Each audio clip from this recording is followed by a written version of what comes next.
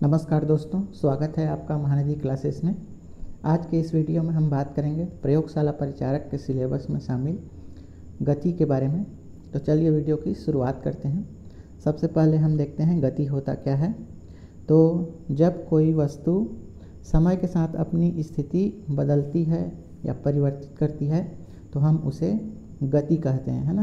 तो इसे समझना बहुत आसान है, कोई जटिल परिभाषा नहीं है। समय के साथ यदि कोई वस्तु अपनी स्थिति बदल रही है तो उसे गति कहते हैं। जैसे चलती हुई कार, उड़ता हुआ पक्षी या हम पैदल चलते हैं वो। तो इसमें क्या होता है कि जैसे जैसे समय बढ़ता है वैसे वैसे हम अपना स्थान जो है बदल रहे हैं, तो इसे गति कहेंगे। अब देखते हैं हम गति के प्रकार। तो गति के बहुत सारे प्रकार होते हैं, हम सबको एक एक करके देख लेते हैं। सबसे पहले हम देखते हैं रैखिक गति क्या होती है ना। तो एक सीधी रेखा में गति करना रैखिक गति कहलाता है, जैसे सड़क पर चलती हुई कार। ठीक है, तो एग्जाम्पल देके पूछा जा सकता है कि कौन सी गति है। अगला देखते हैं वक्र रेखी गति। वक्र रेखी गति यानी घुमावदार पथ पर गति करना, जैसे कि मोड़ पर मुड़ती हुई कार, ये क्या है, वक्र रेखी गति है ना। यानी इस तरह से कोई मुड़ रही है तो उसको हम बोलेंगे वक्र रेखी गति। अगला हम देखते हैं घूर्णन गति। घूर्णन गति यानी रोटेशनल मोशन। वस्तु अपनी अक्ष के चारों ओर घूमती है। तो जब कोई वस्तु अपनी अक्ष के चारों ओर होती है ना, यानी कोई एक बीच में अक्ष होता है और उसके चारों तरफ घूमती है, तो हम उसे घूर्णन गति कहेंगे। एग्जाम्पल आप देख सकते हैं, जैसे कि पंखे का घूमना। ठीक है, तो बीच में इसका एक एंगल होता है जो इसका अक्ष होता है, पंखे का घूमना। साइकिल का पहिया घूमता है तो बीच में एक्सिल होता है, तो वो उसका अक्ष है। पृथ्वी की घूर्णन गति यानी पृथ्वी भी अपने ही जगह पर घूम रही है, तो वो क्या है, उसकी घूर्णन गति है। तो इस तरह से हम देख सकते हैं घूर्णन गति क्या होता है। अब अगला हम आते हैं सन्नादती गति। ये क्या होता है, ये तेज़ी से कोई चीज़ जैसे कंपन करती है ना, तो उसको सन्नादती गति यानी वाइब्रेटरी मोशन कहते हैं। इसके इंग्लिश नाम से ज़्यादा समझ में आएगा। वाइब्रेट कर रहा है ना, तो वाइब्रेटरी मोशन। जैसे देख सकते हैं गिटार की तार को जब हम छेड़ते हैं, है ना, तो तेज़ी से कंपन करने लगता है, तो ये है सन्नादती गति यानी वाइब्रेटरी मोशन। इसके इंग्लिश नाम याद रखिए। अब अगला हम देखते हैं आवर्त गति। आवर्त गति क्या होता है कि एक समय के बाद यानी निश्चित समय अंतराल के बाद, निश्चित समय अंतराल को आवर्तकाल कहते हैं। निश्चित समय अंतराल के बाद वह अपनी स्थिति, वेग और गति को दोहराती है, तो उसको आवर्त गति कहते हैं। आप इसको उदाहरण से ज़्यादा समझेंगे, है ना। तो आवर्त गति जैसे कि एक पेंडुलम घड़ी होता है, देखे होंगे, है ना, जिसके नीचे एक पेंडुलम लगी होती है। इस तरह से एक पेंडुलम घड़ी होता है। ठीक है, तो ये एक बार इधर गति करती है और एक बार इधर गति करती है, तो वो एक निश्चित समय अंतराल के बाद गति करती है। तो आवर्त गति के भी दो प्रकार होते हैं। पहला है वृत्तीय गति और दूसरा है दोलन गति। ठीक है, तो सर्कुलर मोशन और ऑस्किलेटरी मोशन। तो वृत्तीय गति क्या होता है, इसके उदाहरण देख लीजिए। जैसे पंखे का ब्लेड पृथ्वी का सूर्य के चारों ओर चक्कर लगाना, यानी एक वृत्ताकार मार्ग में वो चक्कर लगा रही है, तो वो एक वृत्तीय गति है, क्योंकि वो भी एक निश्चित समय अंतराल में उसको दोहरा रही है। अब हम दूसरा देखते हैं दोलन गति, है ना। ये वृत्ताकार मार्ग में नहीं चलती, बल्कि ये आधा दूरी जाके फिर उसी में वापस लौट जाती है।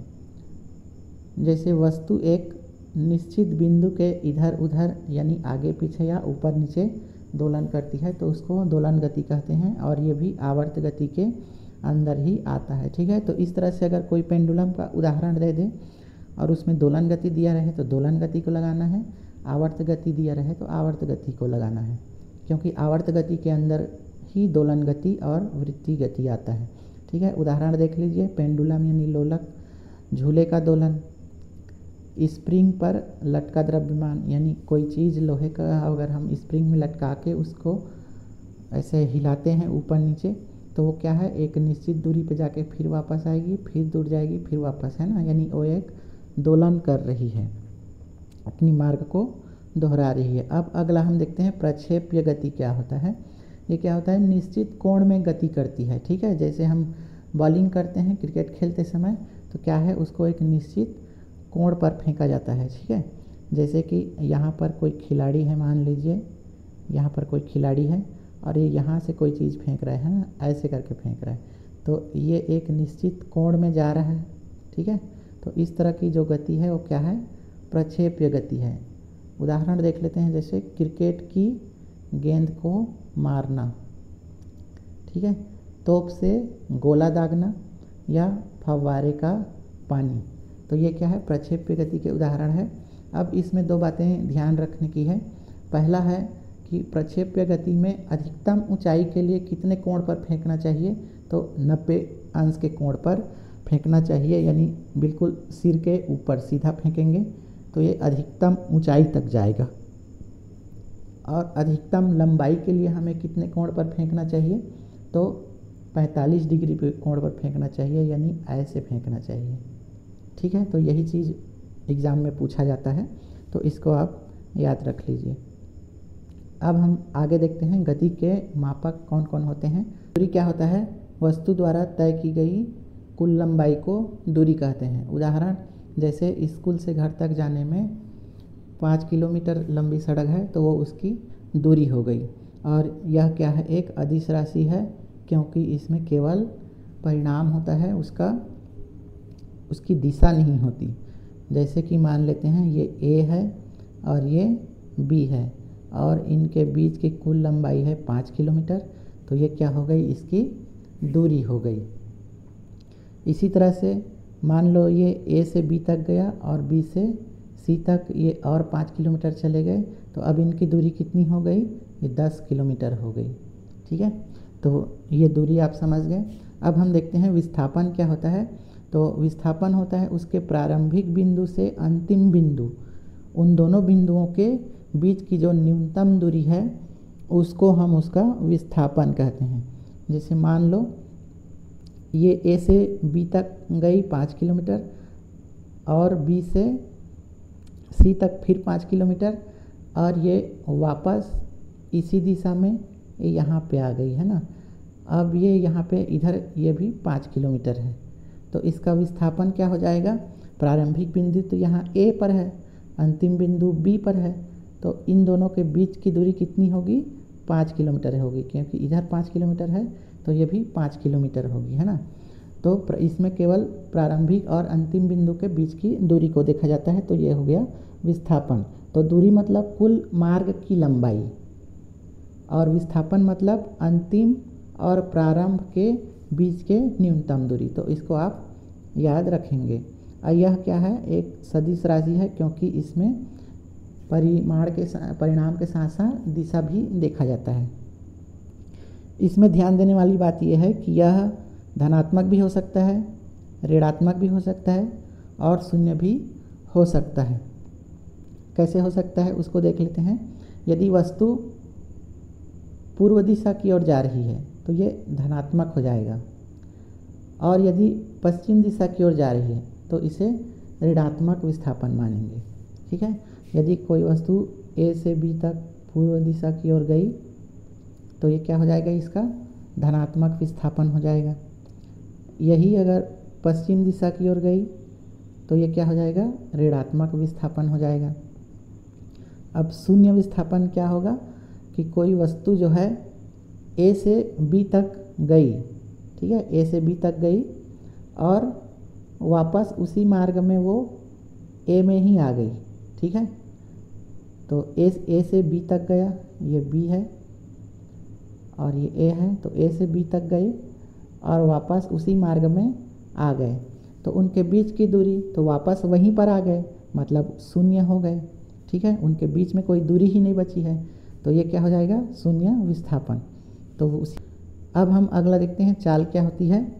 तो प्रति इकाई समय में तय की गई दूरी को चाल कहते हैं। सूत्र, चाल बराबर दूरी बटे समय। इसकी इकाई या मात्रक होती है मीटर प्रति सेकंड या किलोमीटर प्रति घंटा, और यह एक अदिश राशि है क्योंकि इसमें केवल परिमाण होता है। ठीक है, तो चाल के सूत्र को याद रख लेना है, दूरी बटे समय। अब हम देखते हैं वेग। वेग क्या होता है? तो प्रति इकाई समय में विस्थापन, यानी एक निश्चित समय में उसका विस्थापन वेग कहलाता है। वेग का सूत्र देख लीजिए, वेग बराबर विस्थापन बटे समय, ठीक है। और विस्थापन क्या होता है? प्रारंभिक स्थिति और अंतिम स्थिति के बीच की न्यूनतम दूरी को विस्थापन कहते हैं, ठीक है। यह एक सदिश राशि है क्योंकि इसमें दिशा भी होती है, परिणाम के साथ साथ दिशा भी होती है। इसकी इकाई है मीटर प्रति सेकंड। अब हम देखते हैं इसमें एक जो याद रखने वाली चीज़ है वो है कि वृत्ताकार मार्ग में वेग होता है, ये आपको ध्यान में रखना है। और उससे भी बड़ी इम्पॉर्टेंट बात कि एक समान वेग में त्वरण नहीं होता है, तो इसको आप याद रखेंगे। अगर वस्तु एक समान वेग से चल रही है तो उसमें त्वरण नहीं होता है, वो लगातार बढ़ रही होती है तब उसमें त्वरण होता है। तो अब त्वरण क्या होता है उसको भी हम देख लेते हैं। तो वेग में परिवर्तन की दर को त्वरण कहते हैं, ठीक है। वेग में परिवर्तन की दर को त्वरण कहते हैं, इसे ए से डिनोट करते हैं। इसके सूत्र देख लीजिए, v माइनस यू बटे टी। v जो है प्रारंभिक वेग, u जो है अंतिम वेग और t समय। इसकी इकाई क्या होगी? मीटर प्रति सेकंड स्क्वायर। और यह एक सदिश राशि है क्योंकि इसमें परिणाम के साथ साथ दिशा भी है। जहाँ पर वेग आ जाएगा वहाँ पर सदिश राशि होगा वो, क्योंकि वेग में दिशा भी होती है। त्वरण जो है धनात्मक भी होता है, ऋणात्मक भी होता है और शून्य त्वरण भी होता है। इसी को आप याद रखेंगे। त्वरण जब धनात्मक हो, धनात्मक का मतलब उसका वेग जो है लगातार बढ़ रहा हो, तो धनात्मक त्वरण किसे कहेंगे? जब वेग लगातार बढ़ रहा हो तो धनात्मक त्वरण ही त्वरण कहलाता है, ठीक है। और जब वेग घट रहा हो तो उसको ऋणात्मक त्वरण कहते हैं और ऋणात्मक त्वरण मंदन कहलाता है। तो त्वरण का मतलब एक्सीलेटर है ना, तो एक्सीलेटर जब हम देते हैं तो क्या है, गाड़ी लगातार आगे बढ़ती रहती है, यानी उसका वेग जो है बढ़ते रहता है, तो वही त्वरण कहलाता है। और जब एक्सीलेटर को स्लो कर देते हैं, ठीक है, तो धीरे धीरे उसकी गति घटती रहती है, तो वो क्या कहलाएगा? मंदन कहलाता है। अब शून्य त्वरण कब कहलाता है? जब गति एक समान हो, ठीक है, गति या वेग उसका एक समान हो तो शून्य त्वरण होता है, यानी ना घट रही ना बढ़ रही है, बिल्कुल एक स्थिर चाल में वो चल रही है, तो उसको हम शून्य त्वरण कहेंगे। तो ये तीन चीज़ इसमें बहुत इम्पॉर्टेंट है। त्वरण, धनात्मक त्वरण क्या होता है, ऋणात्मक त्वरण क्या होता है और शून्य त्वरण क्या होता है। अब हम देखते हैं एक समान गति। तो अगर कोई वस्तु समान समय में समान दूरी तय कर रही है, ठीक है, एक समय में, एक समान समय में समान दूरी तय कर रही है, तो वो क्या कहलाएगा? एक समान गति कहलाएगा। जैसे 60 किलोमीटर प्रति घंटा की स्थिर चाल से चलती हुई कार, ठीक है, यानी यहाँ ए बिंदु से लेके बी बिंदु तक 10 किलोमीटर की दूरी को वो एक घंटे में, यानी 60 किलोमीटर की दूरी को एक घंटे में तय की, ठीक है। तो फिर अगले बी से सी तक जाने में 60 किलोमीटर की दूरी को वो एक घंटे में तय की।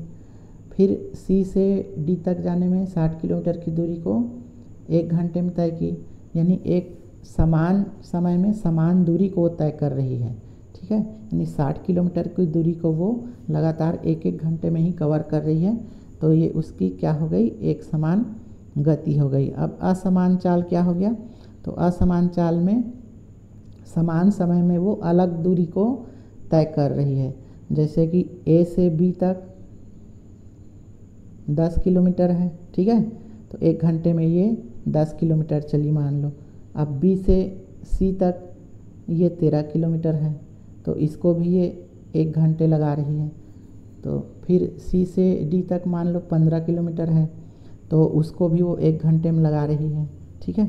तो एक घंटे में पहले 10 किलोमीटर चला, फिर एक घंटे में 13 किलोमीटर चला, फिर अगले एक घंटे में वो 15 किलोमीटर चल रहा है, फिर अगले एक घंटे में वो फिर 10 किलोमीटर में आ जा रहा है ना। तो ये क्या है? असमान गति है, क्योंकि उसकी गति जो है घट रही है, बढ़ रही है, फिर घट रही है, फिर घट रही है। जैसे ट्रैफिक में चलती कार की गति, ठीक है, तो बीच बीच में हम रोक लेते हैं, फिर धीरे स्लो कर लेते हैं, फिर बढ़ा लेते हैं, तो ये क्या है, असमान गति है। तो ये कोई बहुत जटिल परिभाषा नहीं है, ये शब्द से ही समझ में आता है एक समान गति क्या होता है और असमान गति क्या होता है। अब देखते हैं सापेक्ष गति क्या होता है।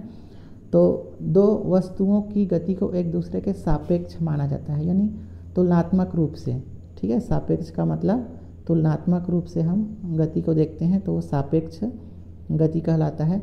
जैसे ट्रेन में बैठा व्यक्ति ट्रेन के सापेक्ष स्थिर है। ट्रेन में कोई व्यक्ति बैठा है और हम उसको ट्रेन के नज़रिए से देख रहे हैं, तो ट्रेन में बैठा व्यक्ति तो स्थिर है, लेकिन कोई व्यक्ति जो ज़मीन पर खड़ा है वो अगर देख रहा है ना, तो उसके हिसाब से ट्रेन के साथ साथ व्यक्ति भी गतिशील है। तो ये हो गई सापेक्ष गति।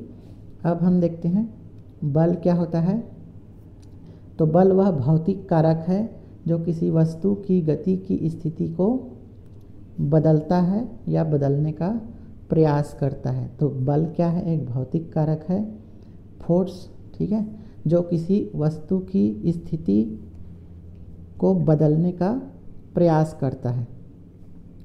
जैसे गेंद को लात मारना, ठीक है, तो गेंद पहले स्थिर है यहाँ पर, अब हमने इस पर एक बल लगाया, इसको लात मारा, तो इसकी स्थिति क्या हो गई, यहाँ पे चली गई, ठीक है। तो क्यों चली गई, वो बल के कारण। तो इसीलिए बल क्या है, भौतिक कारण है जो किसी वस्तु की स्थिति को बदलती है या बदलने का प्रयास करती है। बल की इकाई होती है न्यूटन, ये आप याद रखेंगे। अब हम देखते हैं बल के प्रकार। तो बल के बहुत सारे प्रकार होते हैं। यहाँ पर दो कैटेगरी मैं बता रहा हूँ, संपर्क बल और असंपर्क बल। संपर्क बल जिसमें कांटेक्ट हो रहा है, असंपर्क बल जिसमें कोई संपर्क ही नहीं हो रहा है। जैसे घर्षण बल है ना, तो जब हम पैदल चलते हैं तो हमारे पैर और सड़क के बीच क्या है, एक कांटेक्ट हो रहा है, जिसके कारण से घर्षण बल लग रहा है और हम आगे बढ़ रहे हैं। जैसे मांसपेशियों का बल, ये भी क्या है, घर्षण बल का ही संपर्क बल का उदाहरण है। अब हम देखते हैं असंपर्क बल, ठीक है, जैसे गुरुत्वाकर्षण बल। तो गुरुत्वाकर्षण बल में कोई कांटेक्ट नहीं होता, फिर भी वो बल काम करता है। जैसे एक बाल को हम ऊपर उछालते हैं, ठीक है, तो बाल तो हवा में है, तो उस बाल और धरती के बीच यानी सतह के बीच कोई कांटेक्ट नहीं है, लेकिन फिर भी वो उसको अपनी तरफ खींच रही है, एक बल लगा रही है। तो ये क्या हो गया, असंपर्क बल। वैसे ही चुंबकीय बल हो गया है ना, चुंबक के पास जैसे हम लोहा को ले जाते हैं तो उससे वो कांटेक्ट नहीं है, फिर भी उसको वो अपनी तरफ खींचती है, ठीक है। ये क्या हो जाएगा, असंपर्क बल हो जाएगा। अब हम देखते हैं घर्षण बल। घर्षण बल को अच्छे से समझ लेते हैं, इसको बोलते हैं फ्रिक्शन। तो क्या होता है, दो सतह के बीच संपर्क से उत्पन्न बल जो गति का विरोध करता है, तो इसको हम कहेंगे घर्षण बल, ठीक है। उदाहरण से समझ लेते हैं, जैसे गाड़ी के ब्रेक लगाने पर घर्षण के कारण वह रुक जाता है। क्यों रुक जाता है, क्योंकि वह गति का विरोध कर रहा है, ठीक है। तो ये हो गए घर्षण बल। अब हम देखते हैं अभिकेंद्री बल क्या होता है। इसके उदाहरण देकर पूछा जाता है कि ये किसके कारण से ऐसा हो रहा है। तो अभिकेंद्री बल यानी सेंट्रीपिटल फोर्स, इसको आप याद रखेंगे कि ये कैसा बल है, तो ये वास्तविक बल है। अभिकेंद्री बल क्या है, वास्तविक बल है जो केंद्र की ओर कार्य करता है, ठीक है। जैसे सूर्य के चारों ओर ग्रह की गति में गुरुत्वाकर्षण, ये क्या है, ये भी अभिकेंद्री बल है, क्योंकि गुरुत्वाकर्षण केंद्र की ओर काम करता है, ठीक है, यानी केंद्र की ओर वो खींचती है। कार के मोड़ लेने पर टायर और सड़क का घर्षण अभिकेंद्री बल है, यानी टायर जब मुड़ती है तो वहाँ पर उनके बीच के जो घर्षण बल है वो अभिकेंद्री बल है। रस्सी से बंधी गेंद को घुमाने में रस्सी का तनाव अभिकेंद्री बल है। एक जो रस्सी है उसमें हम एक कोई गेंद को बांध के अगर उसको गोल गोल घुमाते हैं तो वो रस्सी के बीच में जो एक तनाव होता है वो क्या है, अभिकेंद्री बल है। तो ये उदाहरण को आप याद रख लीजिए। इसी उदाहरण में से पूछा जाता है कि ये सब क्यों हो रहा है, क्योंकि ये अभिकेंद्री बल के कारण हो रहा है। पृथ्वी के चारों उपग्रह की गति में गुरुत्वाकर्षण अभिकेंद्री बल है, ठीक है, क्योंकि गुरुत्वाकर्षण सभी चीज़ को अपनी ओर खींचती है, यानी केंद्र की ओर खींचती है, इसलिए ये अभिकेंद्री बल है। अब है अपकेंद्री बल क्या होता है। तो अपकेंद्री बल ये एक काल्पनिक बल है, ये वास्तविक बल नहीं है, इसको आप याद रखिए, है ना। अभिकेंद्री बल वास्तविक बल है और अपकेंद्री बल ये काल्पनिक बल है। ये केंद्र से दूर प्रतीत होती है, ठीक है, होती नहीं है, केवल प्रतीत होती है। तो ये अपकेंद्री बल है। इसके भी उदाहरण हम देख लेते हैं। जैसे कार के मोड़ लेने पर यात्री बाहर की ओर ढकेलने का अनुभव करता है, तो ये अपकेंद्री बल है, ठीक है। जैसे हम मोड़ लेते हैं तो बाहर की ओर झुक जाते हैं, ऐसा लगता है कि बाहर की ओर हम जा रहे हैं, ढकेल रहे हैं, ठीक है। तो ये क्यों होता है, तो ये अपकेंद्री बल के कारण होता है, क्योंकि ये केंद्र से दूर यानी बाहर की ओर एक बल लगाती है, ठीक है।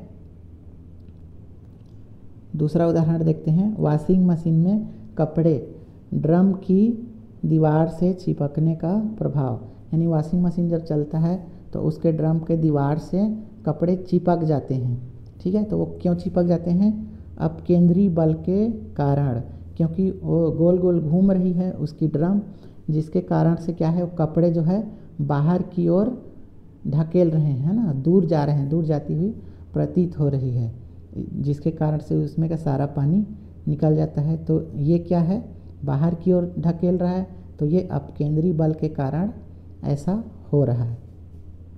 लेकिन उसकी दीवार पर जो बल लग रहा है ना, वो केंद्र की ओर लग रहा है, तो वहाँ पर अभिकेंद्री बल हो जाएगा। लेकिन कपड़ा जो चिपक रहा है वो किसके कारण से हो रहा है, वो अपकेंद्री बल के कारण हो रहा है। इस तरह से अगला उदाहरण है। साइकिल के मोड़ लेने पर चालक को बाहर की ओर झुकने का अनुभव होता है, तो ये अपकेंद्री बल के कारण होता है ना। ये कार वाले उदाहरण में भी इसे हमने देखा कि साइकिल या कार जो है मोड़ लेती है तो जो ड्राइवर है वो बाहर की ओर झुक जाता है, तो ये अपकेंद्री बल के कारण होता है। इसी तरह से है रोलर कोस्टर के लूप में यात्रियों को बाहर की ओर ढकेलने का भ्रम हो जाता है। जैसे गोल गोल हम रोलर कोस्टर में झूलते हैं तो उसमें भी क्या होता है, बाहर की ओर हम ऐसे झुक जाते हैं, ठीक है, ऐसे गोल गोल घूमते हैं तो बाहर की ओर झुक जाते हैं। तो ये क्या है, अपकेंद्री बल के कारण ऐसा होता है, क्योंकि ये बाहर की ओर काम करती है। अगला है झूले पर तेज़ी से घूमने पर बाहर की ओर खींचने का अनुभव करता है, ये भी वही है, इसको आप ध्यान में रखेंगे, है ना। तो अपकेंद्री बल और अभिकेंद्री बल, इसके उदाहरण आप ज़्यादा से ज़्यादा याद करने की कोशिश कीजिए, क्योंकि परीक्षा में उदाहरण देगा और पूछेगा कि ऐसा किसके कारण हो रहा है। तो आप याद रखिए, अभिकेंद्री और अपकेंद्री ये दोनों एक जैसे लगते हैं लेकिन है अलग अलग। आप इसको हमेशा याद रखिए कि अभिकेंद्री केंद्र की ओर कार्य करता है और अपकेंद्री ये बाहर की ओर काम करता है, दूर की ओर। अब हम देखते हैं बल आघूर्ण क्या होता है, ये भी बहुत इम्पॉर्टेंट है। बल आघूर्ण और जड़त्व आघूर्ण, इसके भी एग्जाम्पल देके पूछा जा सकता है कि ऐसा क्यों हो रहा है ना। अब हम देखते हैं बल आघूर्ण। बल आघूर्ण क्या होता है, तो बल एक तरह से क्या होती है, बल आघूर्ण किसी वस्तु को घुमाने वाली ताकत, ठीक है। एक शब्द में कहें तो बल आघूर्ण किसी वस्तु को घुमाने वाली ताकत को कहते हैं। इसकी परिभाषा देख लेते हैं। बल का वह प्रभाव जो किसी वस्तु को किसी अक्ष के चारों ओर घुमाने का प्रयास करती है, तो इसको हम बल आघूर्ण कहते हैं, ठीक है। तो ये इसकी परिभाषा हो गई, लेकिन इसको हम कैसे याद रखेंगे कि वस्तु को घुमाने वाली जो ताकत है वही क्या है, बल आघूर्ण है। याद रखिए कि यह एक एक्शन है, यानी क्रिया है, ठीक है, ये वस्तु का गुण नहीं है, ये एक्शन है, एक क्रिया है। इसकी इकाई है न्यूटन मीटर और ये दो कारकों पर निर्भर करती है। पहला है बल और दूसरा है अक्ष।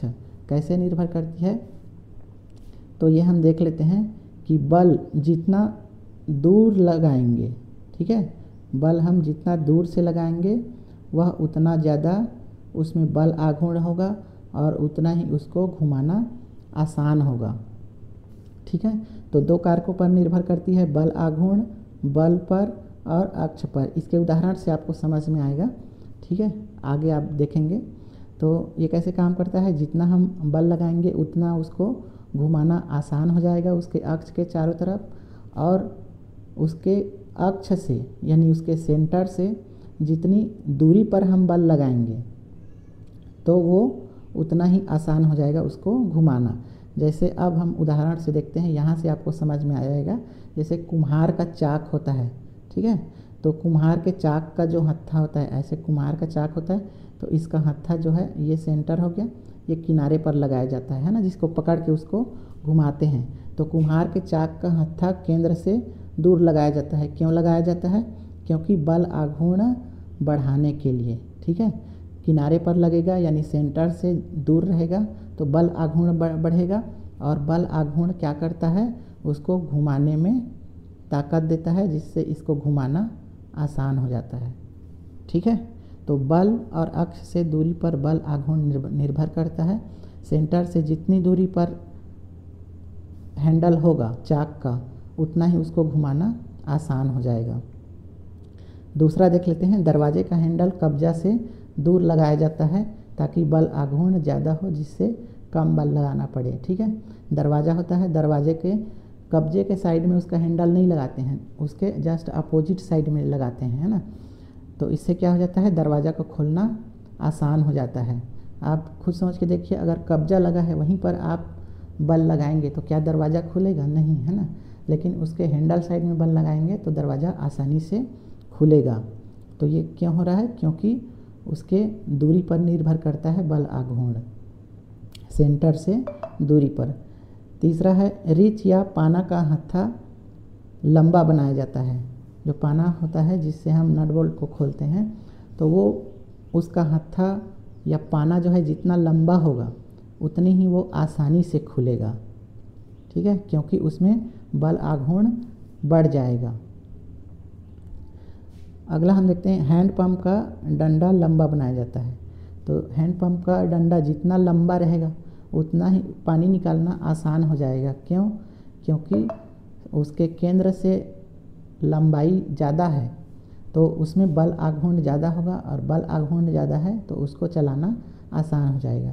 जैसे दाल चक्की का हैंडल, जो हम छत्तीसगढ़ी में जिसको जांता कहते हैं, है ना, दाल की चक्की पीसने का, उसका हैंडल अगर किनारे में होगा, उसके सेंटर से किनारे में होगा तो उसको घुमाना आसान हो जाएगा, क्योंकि बल आघूर्ण बढ़ जाएगा।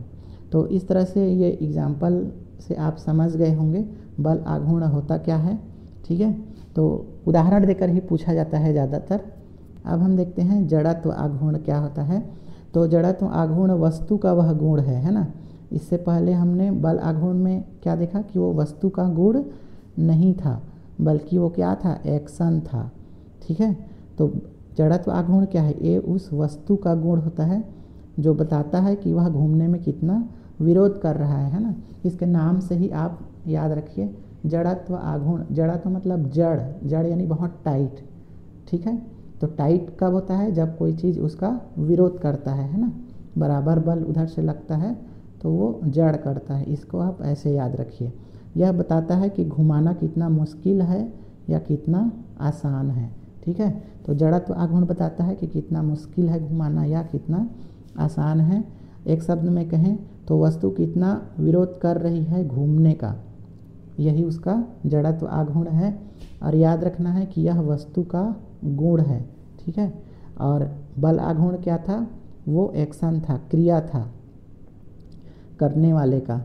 इसके आप इकाई याद रखिए, किलोग्राम मीटर स्क्वायर यानी किलोग्राम वर्ग मीटर। इसकी निर्भरता इसके द्रव्यमान पर निर्भर करती है और अक्ष के दूरी के वितरण पर निर्भर करती है। आगे उदाहरण से समझ जाएंगे कि द्रव्यमान और अक्ष से दूरी के वितरण पर कैसे निर्भर करती है, ठीक है। जैसे ज़्यादा वजन और अक्ष से उसकी ज़्यादा दूरी इसके जड़त्व आघूर्ण को बढ़ा देता है, ठीक है। और जड़त्व आघूर्ण बढ़ेगा तो घुमाना मुश्किल होगा, ये आप ध्यान रखेंगे, आसान नहीं होगा। ठीक है। अब उदाहरण को समझते हैं इसी के संदर्भ में। जैसे कि एक साइकिल का पहिया घूमता है, अगर पहिया हल्का हो तो इसका द्रव्यमान यानी इसका वजन केंद्र के पास हो तो इसे घुमाना आसान हो जाएगा। यानी एक साइकिल का पहिया देखे होंगे, उसकी टायर पतली होती है, ठीक है, और उसके जो द्रव्यमान है वो उसके एक्सल के पास होता है। तो टायर जितनी पतली होगी उतना उसको घुमाना आसान हो जाएगा, और टायर जितना मोटा रहेगा उतना उसको घुमाना मुश्किल हो जाएगा। क्यों मुश्किल हो जाएगा? क्योंकि टायर में क्या है, ज़्यादा वजन है किनारे की ओर, है ना। ये मोटा टायर मान लो, जैसे कई रेंजर साइकिल के टायर मोटा होता है, तो किनारे की ओर ज़्यादा वजन है क्योंकि सेंटर से दूर है।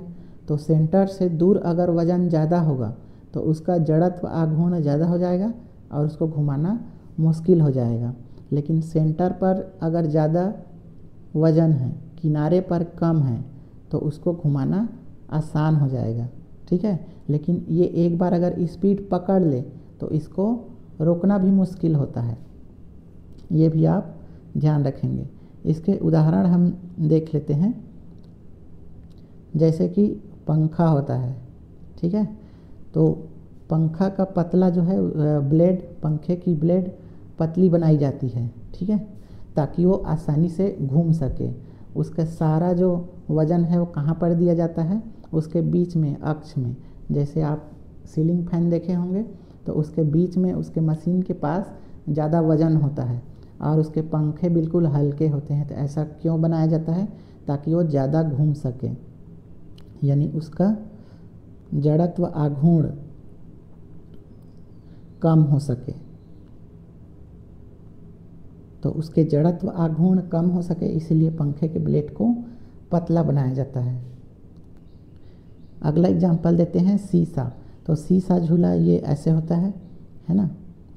तो इसमें क्या है, सेंटर के पास अगर यहाँ पर एक्सेल के पास ज़्यादा वजन होगा तो इसमें झूलना आसान हो जाएगा, और ये इधर अगर इसका वज़न ज़्यादा होगा किनारे की ओर तो मुश्किल हो जाएगा झूलना, ठीक है। इसलिए किनारे के रिस को हल्का बनाया जाता है। अगला देखते हैं, फ्लाईव्हील। फ्लाईव्हील क्या होता है? ये है फ्लाईव्हील, है ना। इंजन में लगा रहता है ये फ्लाईव्हील, या जो जनरेटर वगैरह होता है तो जनरेटर वगैरह में एक घूमते रहता है बहुत बड़ा पहिया जैसे, वो क्या है, फ्लाईव्हील है। तो इसमें देखिए इसके किनारे की ओर क्या करते हैं, मोटा बनाया जाता है, ठीक है। मोटा क्यों बनाया जाता है?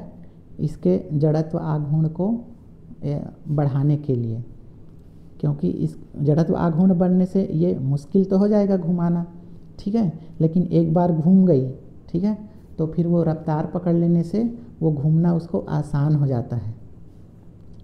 तो इसलिए इसके किनारे पर मोटाई रखी जाती है। उसी तरह से लट्टू, ठीक है, लट्टू के अगर किनारे पर वजन होगा तो भी वो क्या है, उसको शुरू में तो परेशानी होगी घुमाने के लिए, उसको आपको ज़ोर से फेंकना पड़ेगा, ज़्यादा ताकत देना पड़ेगा, लेकिन फिर वो ज़्यादा स्पीड पकड़ेगी।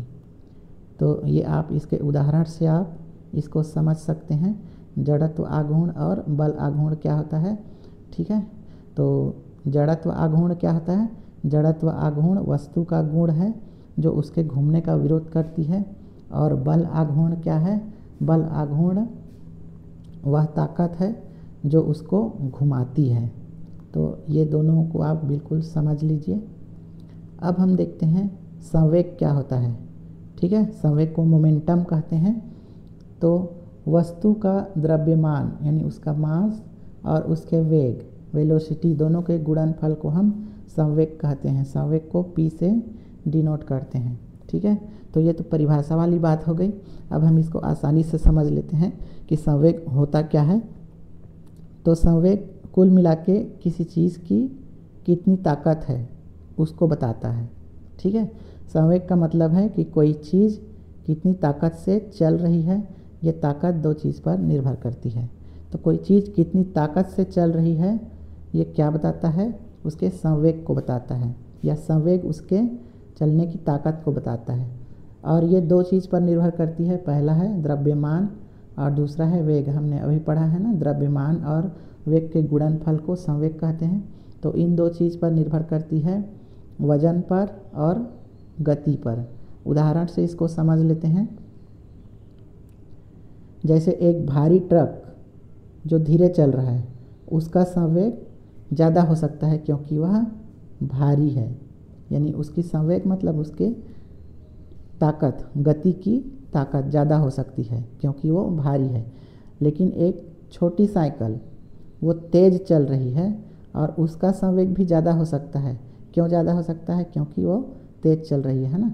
अभी हमने ऊपर में पढ़ा कि मोमेंटम किस पर निर्भर करता है? गति और उसके भार पर, यानी द्रव्यमान पर।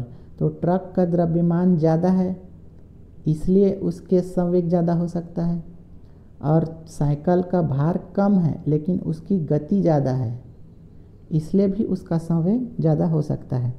दूसरा उदाहरण देख लीजिए। एक फुटबॉल को धीरे से मारते हैं तो उसे रोकना आसान हो जाएगा। क्यों? क्योंकि उसका संवेग कम है। ठीक है, धीरे से मार रहे हैं मतलब क्या? हम उसको कम गति दे रहे हैं, तो कम गति में कम संवेग।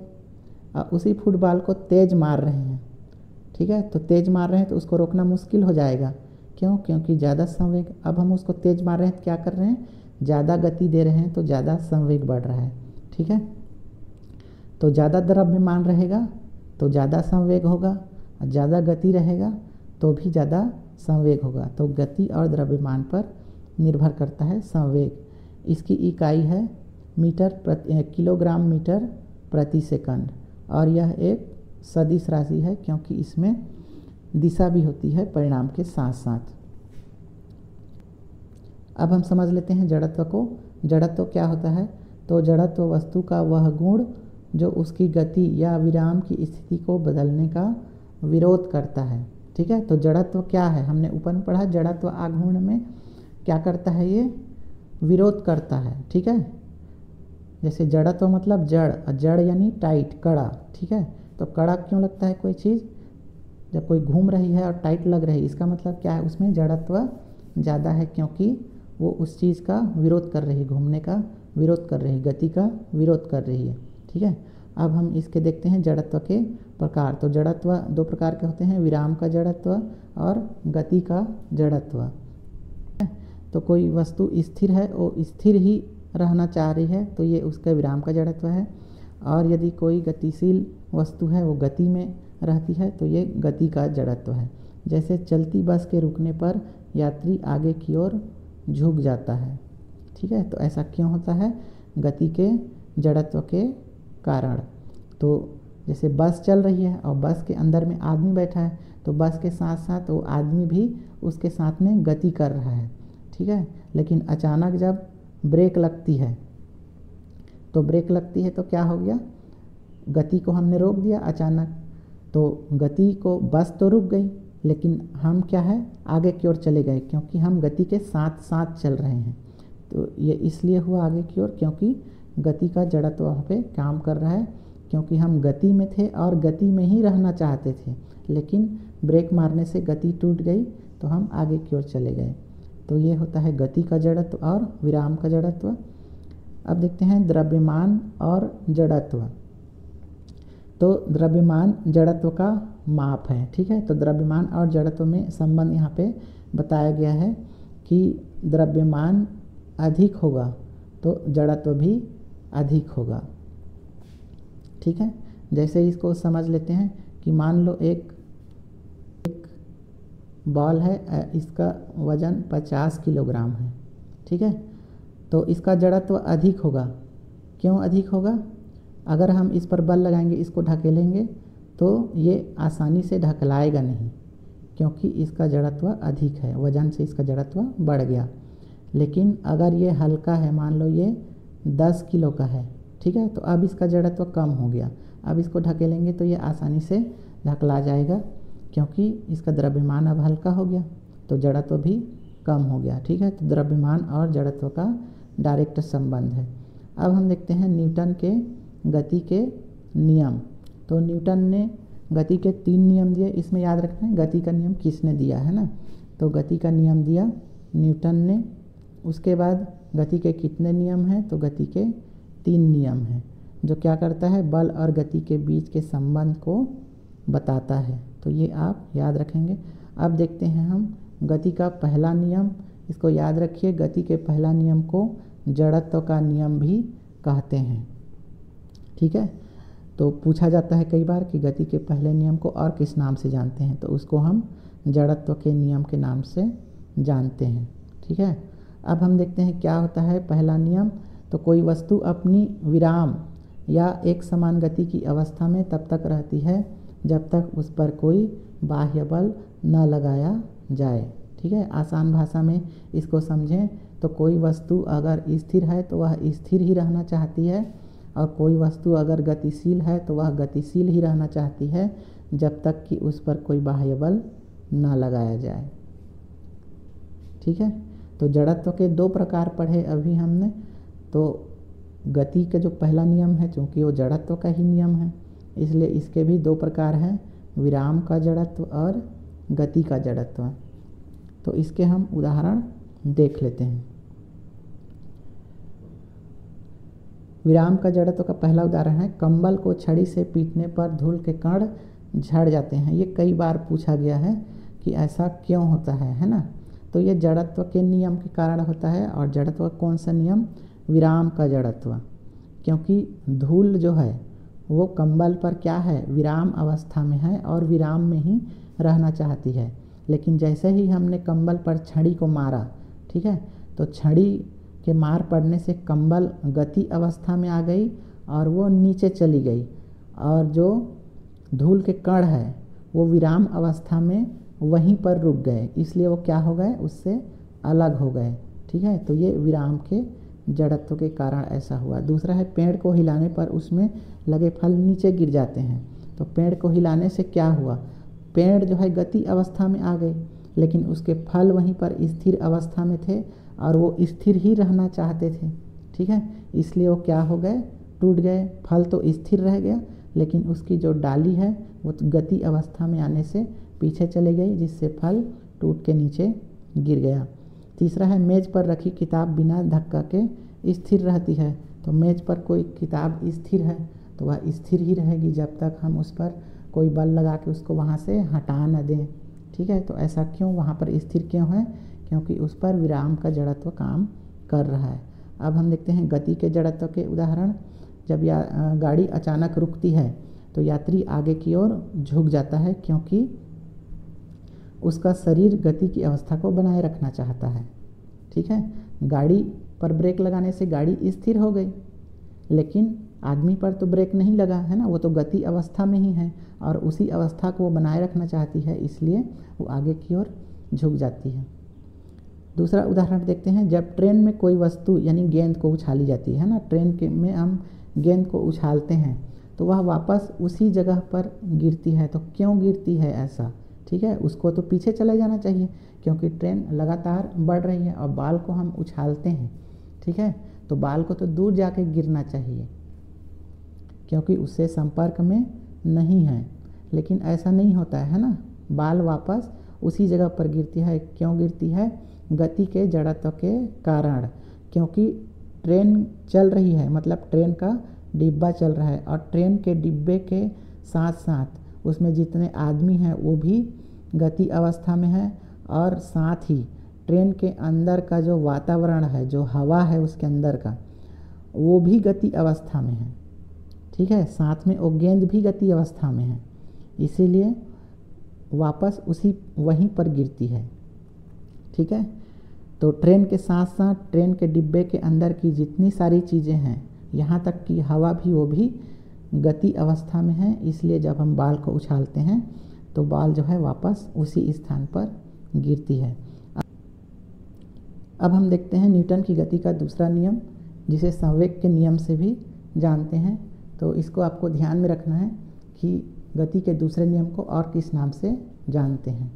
तो गति का दूसरा नियम क्या कहता है कि किसी वस्तु के वेग में परिवर्तन की दर उस पर लगने वाले बल के समानुपाती होता है और परिवर्तन बल की दिशा में होता है। सूत्र आप यहाँ से देख लीजिए, F = ma।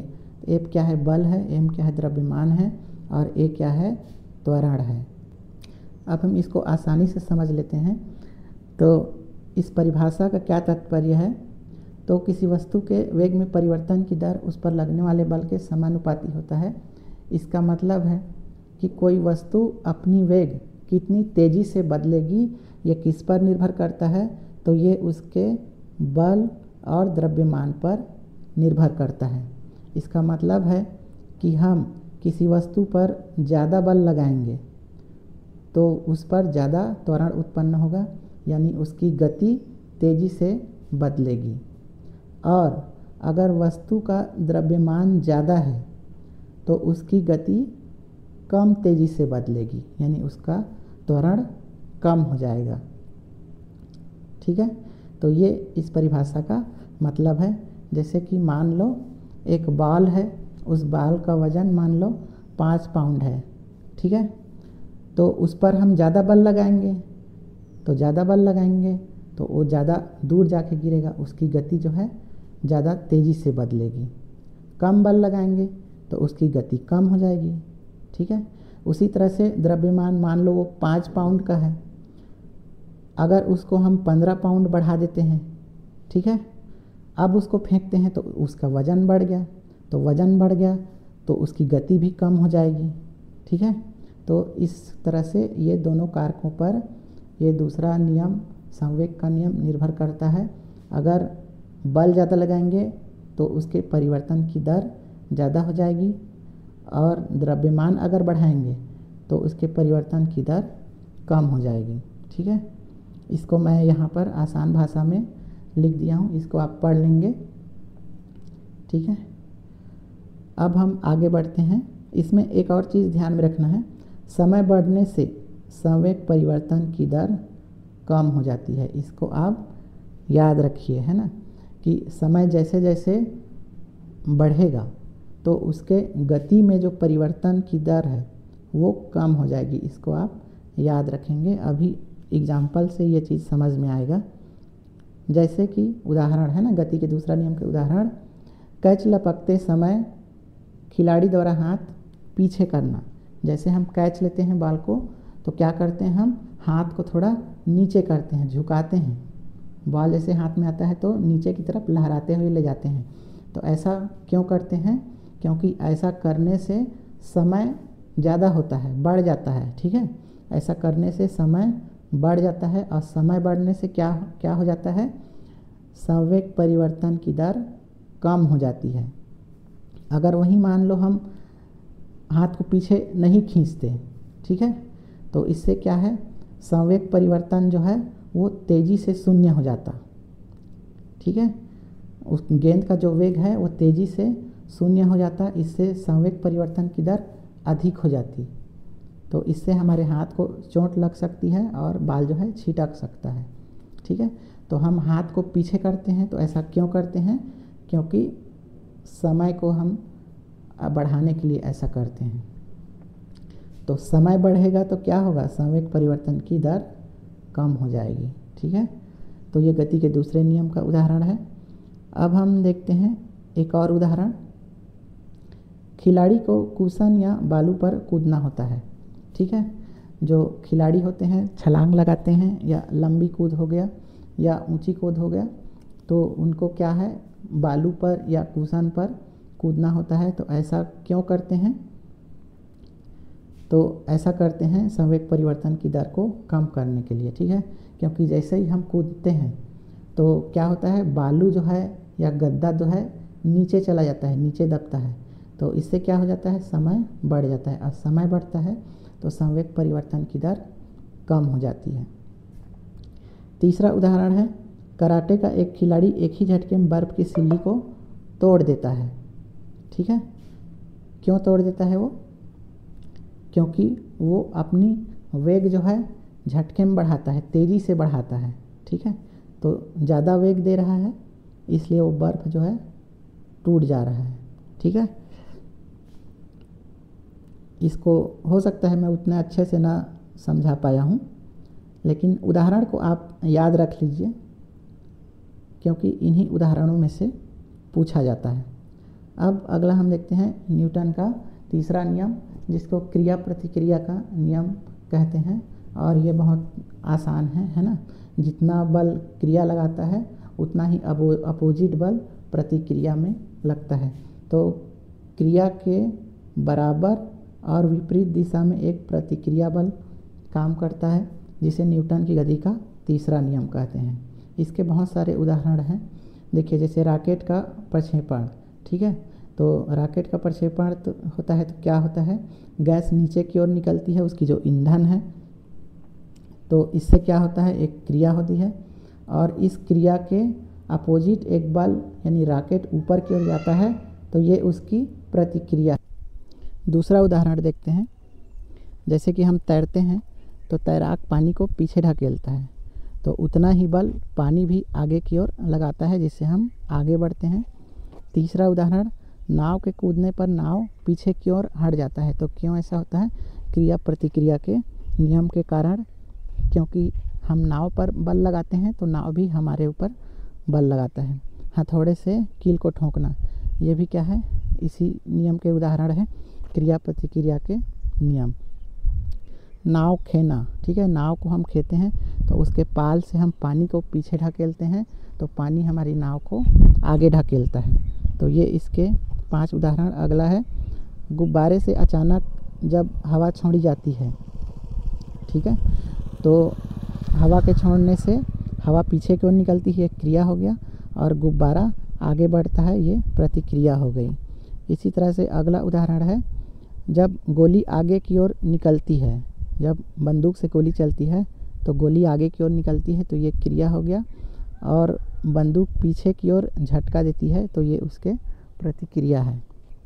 अब हम बढ़ते हैं ग्राफ, गति का ग्राफ। तो ये बहुत इम्पॉर्टेंट है, ये प्रश्न में आ सकता है ना। तो ये बहुत ज़्यादा इम्पॉर्टेंट है, इसको आप याद रखेंगे। तो गति के ग्राफ कितने होते हैं, तो यहाँ पर समय दूरी ग्राफ, वेग समय ग्राफ और त्वरण समय ग्राफ, इसका जिक्र सिलेबस में किया गया है 9वीं के। तो हम इसी तीनों को पढ़ेंगे बारी बारी से। तो देखते हैं, ये बहुत इम्पॉर्टेंट है। इसमें आपको याद रखना है कि प्रश्न आएगा कि ग्राफ अगर क्षैतिज रेखा में बन रहा है तो ये क्या दर्शाता है, उसका वक्र क्या दर्शाता है, इस तरह से पूछेगा, ठीक है। तो इसको हम समझ लेते हैं। जैसे कि दूरी समय ग्राफ, तो समय हमेशा नीचे की ओर रहता है, इसको आप ध्यान देंगे। जैसे ये एक ग्राफ है, तो इस ग्राफ में समय क्या है, हमेशा नीचे की ओर। तो सभी ग्राफ में, चाहे त्वरण समय ग्राफ हो या दूरी समय हो या वेग समय हो, समय हमेशा नीचे होता है, और इधर क्या होता है, साइड में दूरी, विस्थापन या त्वरण या गति होता है, ठीक। तो इसको आप याद रखेंगे। अब हम देखते हैं दूरी समय ग्राफ। तो इसमें रेखाएं किस चीज़ को प्रदर्शित करती है, ठीक। तो जैसे क्षैतिज रेखा है, पूछेगा कि दूरी समय ग्राफ में क्षैतिज रेखा क्या बताता है, ठीक है। तो क्षैतिज रेखा हम देख लेते हैं यहाँ पर। ये देखिए, ये है क्षैतिज रेखा। क्षैतिज रेखा मतलब समय के समानांतर एक रेखा, ठीक है। तो यहाँ से एक व्यक्ति गति किया, अपूर्वा नाम उदाहरण दिया गया है। फिर यह चलते चलते यहाँ तक गए, अब यहाँ पर अपूर्वा जो है रुक गया, ठीक है। तो रुक गया, तो अपूर्वा तो रुक गया, लेकिन समय नहीं रुका है ना, समय बराबर ऐसे चल रहा है। अब यहाँ पर आके अपूर्वा फिर से चलने लगती है, ठीक है। तो ये बीच का जो स्थान है, ये क्या दर्शाता है, ये क्षैतिज जो ग्राफ है कि यहाँ पर अपूर्वा रुकी थी, ठीक है। तो क्षैतिज रेखा हमको क्या दर्शाता है, कोई वेग नहीं है यहाँ पर, ठीक है, रुक गई है वो, वेग 0 हो गया। तो आपको याद रखना है क्षैतिज रेखा क्या दर्शाता है दूरी समय में, तो उसके वेग 0 हो गया है, उसकी कोई गति नहीं है, वहाँ पे वो रुक गई है, ये दर्शाता है। दूसरा हम देखते हैं सीधी रेखा अगर ऊपर की ओर है तो वो क्या दर्शाता है, ये सीधी रेखा ऊपर की ओर लगातार जा रही है ना, ऐसे करके। तो देखिए 6 में 8 मिनट में ये कहाँ पर है, 24 किलोमीटर पर है ना। तो अगले 2 मिनट में ये 36 किलोमीटर पे पहुंच गई। फिर अगले 2 मिनट में ये 48 किलोमीटर पे पहुंच गए, फिर अगले 2 मिनट में ये 60 किलोमीटर पहुंच गए, फिर ठीक है। तो 2-2 मिनट समय के हिसाब से कितना कितना किलोमीटर ये आगे जा रही है। तो 24 में 12 जोड़ेंगे 36, 36 में 12 48, 48 में 12 60, 60 में 12 72, यानी हर 2-2 मिनट में ये 12-12 किलोमीटर आगे बढ़ रही है। तो इसका क्या मतलब है, ये एक रेखा जो है सीधे लाइन में लगातार ऊपर की ओर बढ़ रही है, मतलब उसकी चाल एक समान है, वो एक समान गति कर रही है। ठीक है, तो इसको आपको याद रखना है। इसमें ग्राफ दे के पूछा जा सकता है, ऐसा एक ग्राफ दे देगा और इस तरह से एक रेखा दिखा देगा बीच में, है ना। अब पूछेगा कि ये दूरी समय ग्राफ के किसको प्रदर्शित कर रहा है, तो ये एक समान गति को प्रदर्शित कर रहा है। ये सीधी रेखा एक समान गति को प्रदर्शित कर रहा है। उसके बाद वक्र रेखा, ठीक है, वक्र रेखा का यहाँ पर ग्राफ मैं नहीं बनाया हूँ, लेकिन मैं बता देता हूँ। जैसे ये इधर क्या है, दूरी है, डिस्टेंस है, और इधर समय है ना। तो इसमें वक्र रेखा, जैसे ये वक्र रेखा, तो लगातार ये वक्र रेखा अगर ऊपर की ओर है, ठीक है, तो लगातार ऊपर की ओर है, तो इसका क्या मतलब है कि इसका जो वेग है वो लगातार बढ़ रहा है। ठीक है, पहले 2 मिनट में वो 2 किलोमीटर गया, अगले 2 मिनट में वो 8 चला गया, फिर अगले 2 मिनट में वो 12 किलोमीटर चला गया। तो ऐसे उसका वेग जो है लगातार वो बदल रहा है। तो जब वेग लगातार बढ़ते रहता है तो उसको हम बोलते हैं त्वरण। तो इस तरह से अगर ऊपर की ओर ऐसे वक्र ग्राफ गया तो वो त्वरण को दर्शाता है। लेकिन अगर ग्राफ नीचे की ओर आ रहा है, ठीक है, जैसे मान लीजिए ये दूरी समय ग्राफ है और ये नीचे की ओर आ रहा है, ऐसे करके है, ठीक है, तो इसमें क्या है, लगातार जो है दूरी समय ग्राफ में मंदन हो रहा है। ठीक है, उसका वेग जो है घट रहा है। तो अगर ऐसे ऊपर की ओर जा रहा है तो ये त्वरण है, और ऐसे नीचे की ओर आ रहा है तो ये मंदन है। ठीक है, तो ऐसा ग्राफ में चित्र बना के पूछ सकता है कि इसमें क्या हो रहा है। अब हम देखते हैं दूरी समय ग्राफ में ढाल। ठीक है, ढाल, ढलान या उसी को प्रवणता कहते हैं। तो ये किस चीज़ को दर्शाता है। ठीक है, तो प्रश्न पूछेगा दूरी समय ग्राफ में ढाल किस चीज़ को दर्शाता है, तो ये उसके चाल को दर्शाता है।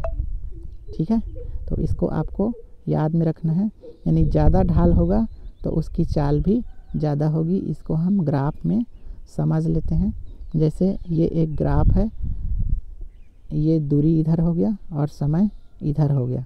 ठीक है, तो और ये जो लाइन है, ये एक लाइन है, ये सृष्टि नाम की लड़की है और ये दृष्टि नाम की लड़की है। ठीक है, अब दोनों जो है एक साथ चलना चालू करते हैं, तो इसका ग्राफ ये है सृष्टि का और इसका ग्राफ ये है। तो हम कैसे पता करेंगे कि इसमें किसकी चाल ज़्यादा है। ठीक है, तो जिसकी ढाल ज़्यादा है उसकी चाल ज़्यादा है, इसको आप याद रखेंगे। तो देखिए दृष्टि की, ये दृष्टि है तो इसकी ढाल ज़्यादा है। यहाँ पर मैं एक बॉल को रख दूँ यहाँ पर, तो वो ज़्यादा तेज़ी से ऐसे ढूलेगी, है ना। तो इसकी ढाल ज़्यादा है इसलिए इसकी चाल ज़्यादा है, और सृष्टि की ढाल कम है इसलिए इसकी चाल भी कम है। तो सीधा सीधा सा प्रश्न आता है कि दूरी समय ग्राफ में ढलान किसको प्रदर्शित करता है, तो चाल को प्रदर्शित करता है। ठीक है, दूरी समय ग्राफ में अगर वक्र रेखा ऊपर की ओर है तो त्वरण है, नीचे की ओर है तो मंदन है। अगर सीधी रेखा है, ऐसे है सीधी रेखा है, तो ये एक समान गति को बता रही है। और अगर क्षैतिज रेखा है, ऐसे है, तो ये कोई गति नहीं है, यहाँ पर रुक गई है गति। ठीक है, तो इतना आपको समझ लेना है। अब हम आते हैं दूसरे ग्राफ में, वेग समय ग्राफ। ठीक है, तो वेग समय ग्राफ में अगर क्षैतिज रेखा है, जैसे हम एक ग्राफ को बड़ा करते हैं, जैसे ये है, ये एक ग्राफ है और इसमें रेखा कैसी है, ये क्षैतिज है। ठीक है, यानी समानांतर जा रही है।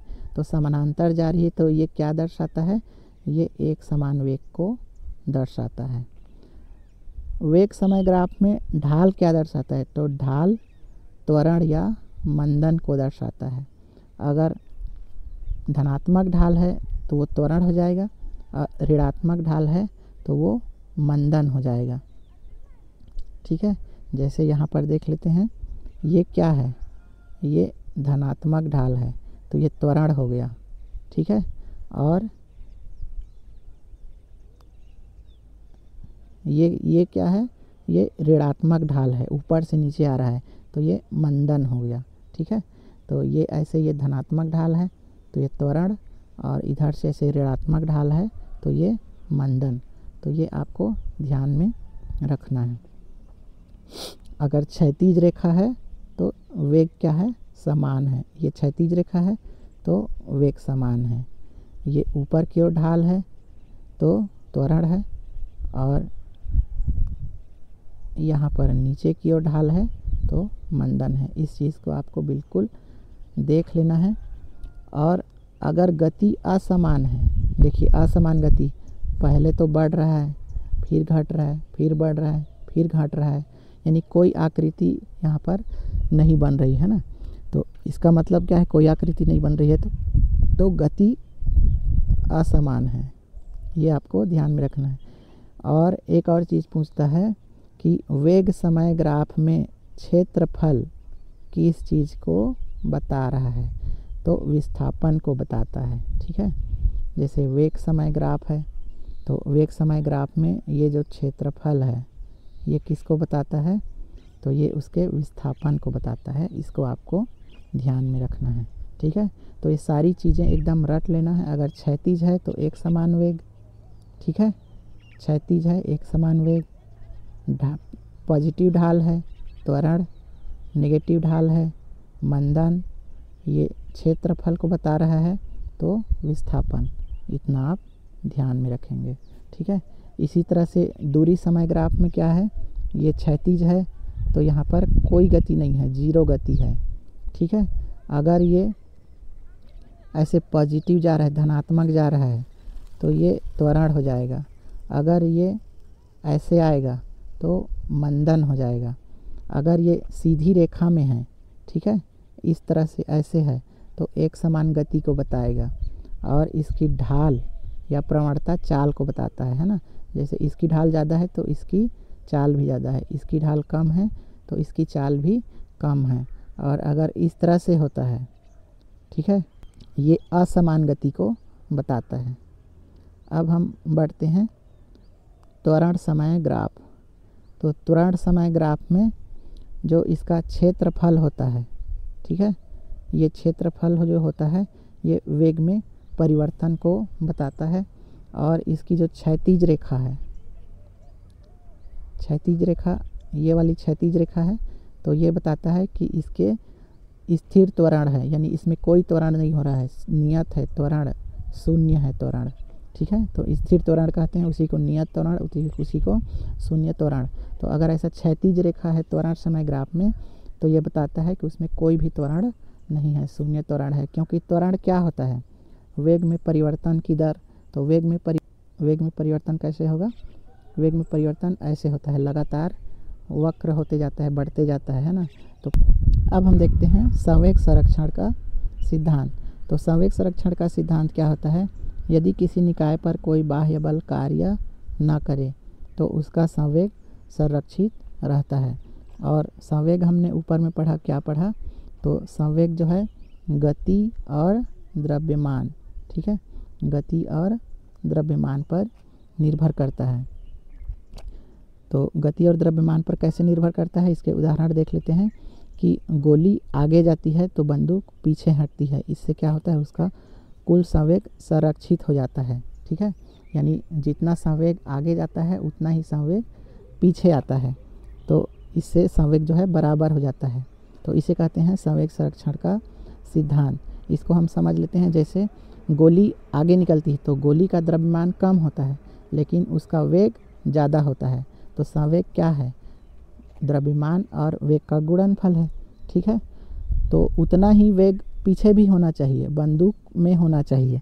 ठीक है, तो इसीलिए गोली का द्रव्यमान कम है तो बंदूक के द्रव्यमान को बढ़ा देते हैं, यानी बंदूक ज़्यादा वजन का रहता है क्योंकि उसमें गति कम है तो द्रव्यमान ज़्यादा है, और गोली में द्रव्यमान कम है तो गति ज़्यादा है। तो इस तरह से दोनों जो है बराबर हो जाते हैं। अगर सोचिए कि एक हल्की बंदूक में हम ज़्यादा गति वाले गोली को डालें तो क्या होगा वो, ठीक है, वो उसको झेल नहीं पाएगा। इसीलिए जो है बंदूक के पिछले हिस्से को भारी बनाया जाता है। जो जितना तेज़ या ज़्यादा रेंज का बंदूक होगा उसका जो पिछला हिस्सा है वो उतना ही भारी होता है, ठीक है। तो ये क्या है, संवेग संरक्षण का सिद्धांत। तो उम्मीद है मैं समझा पाया हूँ आपको, ठीक है। तो आज के लिए इतना ही, धन्यवाद।